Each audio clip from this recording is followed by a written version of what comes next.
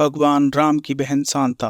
भगवान राम अपने 3 भाइयों में सबसे बड़े थे, परंतु भगवान राम से भी बड़ी इनकी बहन थी, जिसका नाम शांता था। शांता दशरथ और कौशल्या की पुत्री थी, जो भगवान राम और उनके चारों भाइयों से पहले जन्मी थी। अब प्रश्न यह भी आता है कि फिर पूरे रामायण में शांता का जिक्र क्यों नहीं किया गया? भगवान राम के बचपन के प्रसंग में शांता का जिक्र क्यों नहीं है? दोस्तों, कहानी शुरू करने से पहले अगर आप इस चैनल पर नए हैं तो इस चैनल को सब्सक्राइब करें, लाइक करें और कमेंट करके मुझे बताएं कि कहानी आपको कैसी लगी। तो आइए कहानी शुरू करते हैं।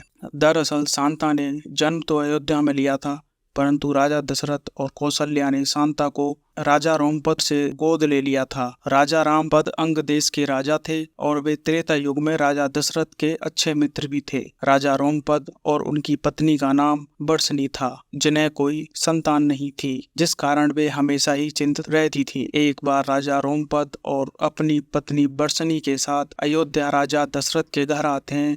वहां पर सभी परिवारजन बैठकर बात कर रहे होते हैं। तब उधर से राजकुमारी शांता आती है, जिस पर बरसनी का ध्यान जाता है। शांता की शालीनता देख बरसनी प्रभावित हो जाती है और वह करुण शब्दों में कह उठती है कि यदि मेरी कोई संतान हो तो भगवान करे शांता की तरह हो। यह बात सुन राजा दशरथ के मुंह से शांता को उन्हें गोद देने की बात निकल आती है। राजा दशरथ राजा रोमपद को अपनी पुत्री शांता गोद देने का वचन देते हैं। रघुकुल की रीत प्राण जाए पर वचन न जाए के अनुसार राजा दशरथ को अपनी पुत्री शांता को रोमपद और उनके पत्नी को गोद देना पड़ता है। इस प्रकार राजकुमारी शांता जन्म तो अयोध्या में लेती है, परंतु वह अंग देश की राजकुमारी बन जाती है।